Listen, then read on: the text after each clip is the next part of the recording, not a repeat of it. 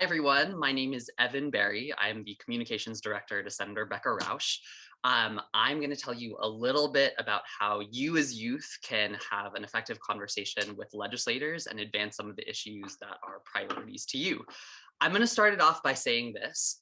Youth engagement is really contagious, both as staff members and for legislators as well.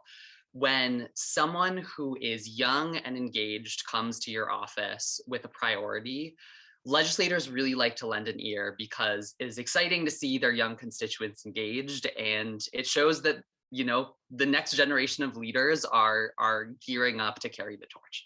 So generally speaking, if you are young and if you are doing advocacy, you're going to get the attention of people, whether it's the media, whether it is staffers like myself, or the legislators who you're trying to reach.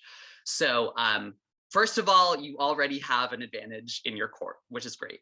The other thing is, think of it from the elected officials side, right? If they have students coming to visit them, they can take a photo, they can post it on social media.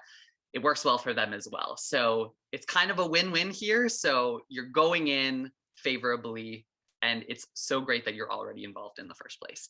I'm going to tell you a little bit about the mechanics of the conversations that you have with elected officials and the things that you can do to get you some success in advancing the issues that you care about. So first of all, when you're requesting a meeting, definitely request a meeting with the legislator. As young folks, you're going to have a lot of access to legislators that you might not have anticipated, but in the event that you end up talking with a staffer, that is still okay. You can still have hard asks, you can still pitch your case, and you can still build relationships with that office regardless.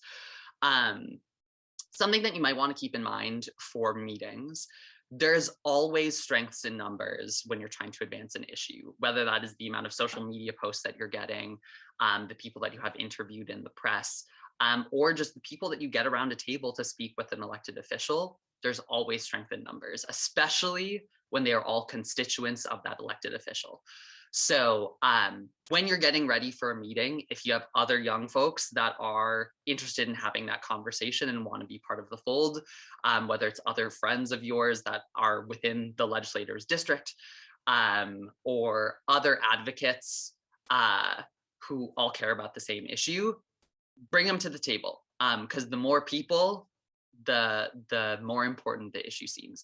But if it is one person wanting to have a meeting with one legislator, that is also still effective as well, especially because legislators aren't used to younger folks having these conversations and taking a stand on an issue, and it's impressive even just for you to hold that space by yourself.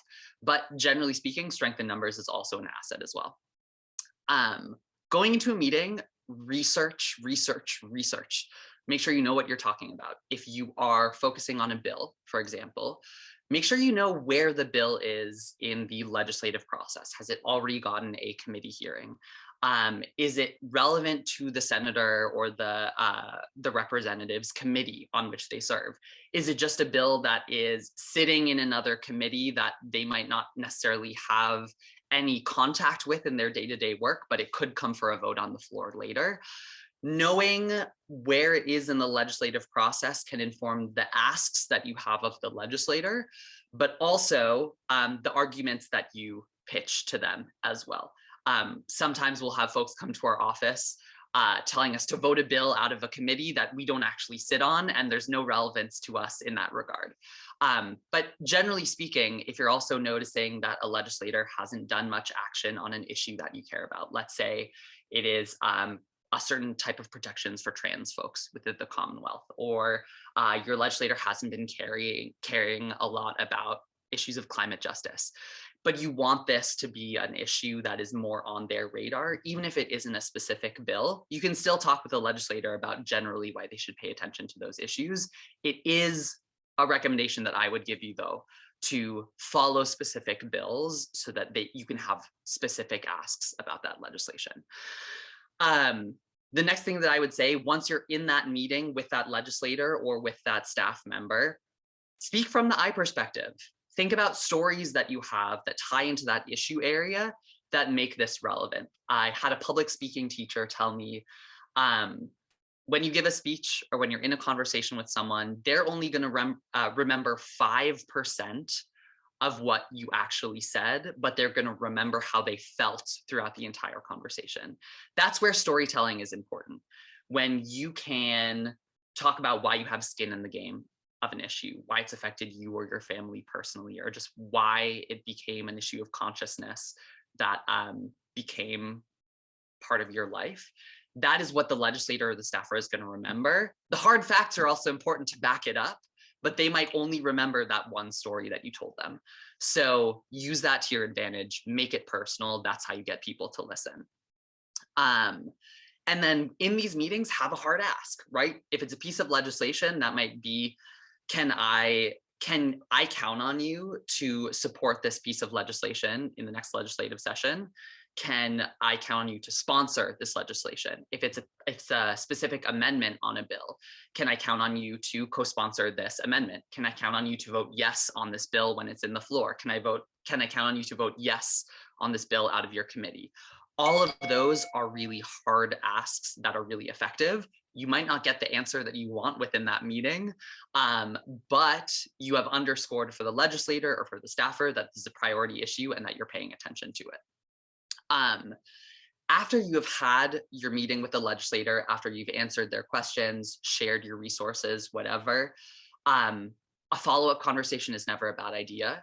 Whether it is thanking them for taking the time for the meeting, within that meeting, providing any other relevant information that if they ask questions and you need to follow up with them, if there are any fact sheets that you referred to in the meeting that you want to share with them, anything like that is great in a follow-up email, especially if they've requested additional information based off of the information that you have provided. But also it's a courtesy that I think is impressive when folks have said, thanks for taking the time to meet with me, I appreciate it. I think that ties into a larger theme here. All politics are local, and building relationships is the foundation of a lot of political work. So you might have had that one meeting and been like, this is important to me, bye. But follow up with them a few months later, be like, hey, any action on this? Show up to coffee hours or to office hours with the legislator if they host them, and still show face, show that you are still an engaged constituent, that you're paying attention to the work that the legislator is doing, so that later on when you have another ask, they remember who you are, they remember what you talked about in the past, and that you have a little bit more clout with that person. There are a lot of youth within our district who have pushed us on a lot of important issues, who have engaged in multiple conversations with the senator. And our office pays attention because, number one, it's impressive that youth are engaged in the way that they are, but also we remember these conversations. We remember the people within our district, and it's always a great idea to continue those follow-ups, to check up on that hard ask that you asked of your legislator, and to continue building those relationships, even if it's just being like, I love that you voted yes on this bill, great job. All of that goes a long way in the memory within the office, the legislator's memory, and getting ready for the next ask, the next time you demand something of your legislator.